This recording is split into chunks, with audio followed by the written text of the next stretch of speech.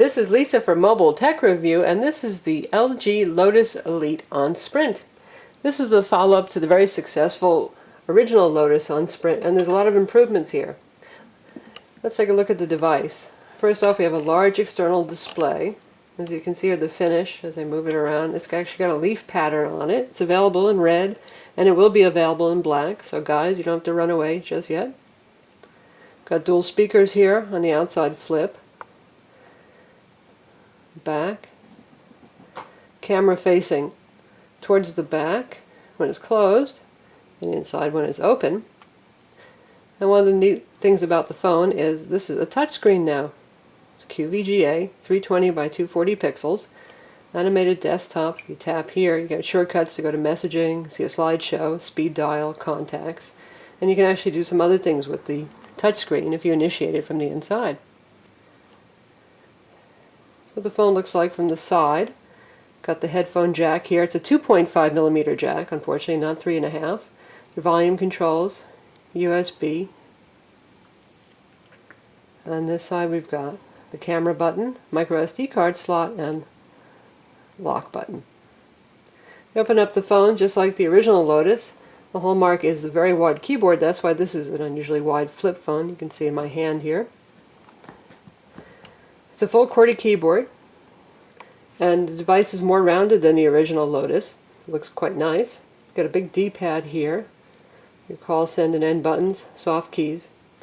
So the inside display here is also QVGA. This is not a touch screen inside, and this is running Sprint's one-click user interface, which has really evolved nicely. As you can see when you select something, like we just moved to the web browser, you can either just launch the web browser or you can choose from Home, Favorites, Recent Pages, enter a web address. Makes things a lot quicker and more efficient. Got a Google search built in, but that also goes to Maps, Gmail, and YouTube. Sprint navigation's on board, so you can immediately drive to, do a search, look at maps and traffic. Facebook client, we got a Twitter client too on board. IM, since this is a QWERTY texting phone. A lot of other good stuff. So it has all the Sprint programs on here that you'd expect. It's got Sprint TV, Sprint Music, NASCAR Mobile. If you hit the home key, you'll see the more standard palette of icons here. We're going to take a look at Sprint TV, which is under Entertainment.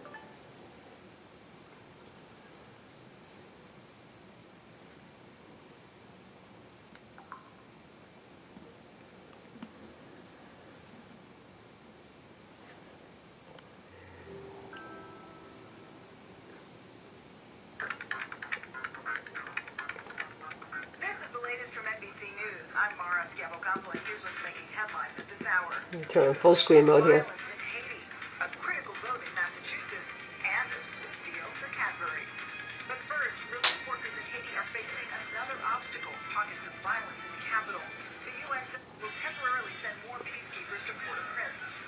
So that's Sprint TV. By Sprint TV standards, that's fairly good performance. We often see some breakup and digital distortion happening, but it's pretty good.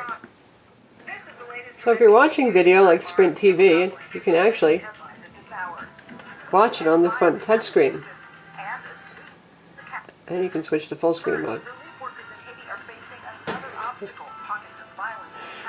which makes sense. You've got the two speakers right here facing front.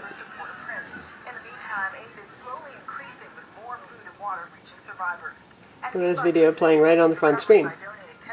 So although you can't initiate Sprint TV from the front screen, once you get it going using the internal display, you can actually control it, as you can see here on the front screen, and continue to watch Sprint TV and switch to different programming.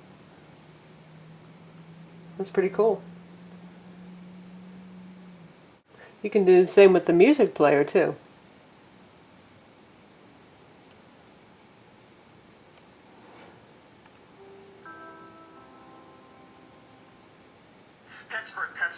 That's where Dale and his entourage have returned with 53 orphans that they brought back. Next we're going to take a look at the web browser, which is NetFront. It's, for a feature phone, it's okay, but it's not the best phone for rendering desktop sites. Let's take a look at our own site and we'll see what that's like. Does fine for web sites and for mobile sites though.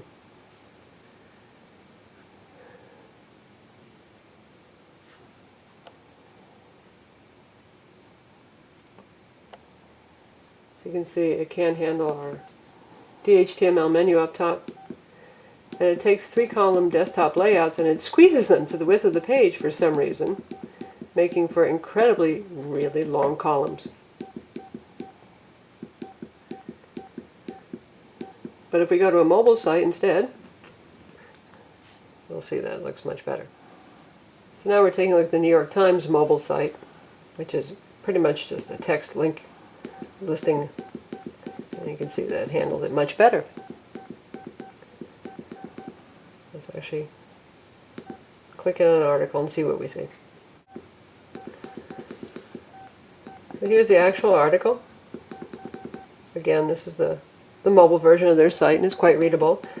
This is working over Sprint's EVDO Rev 0 connection. The phone does not have Rev A. Rev 0 is fine for web browsing on the phone, but if you're looking for a phone you can use to tether with, you might want a Rev A phone. Next we'll take a look at Sprint navigation. We'll just take a look at maps to start with.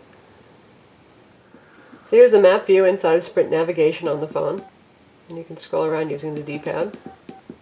And it downloads map data as it needs to fill in the map over the EVDO connection.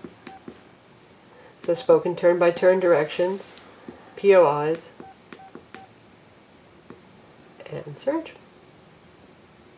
So that's the LG Lotus Elite on Sprint. It's $99 with a 2-year contract. It has GPS, Sprint TV, Sprint navigation, a music player, a web browser, and more. Visit Mobile Tech Review to read our full review.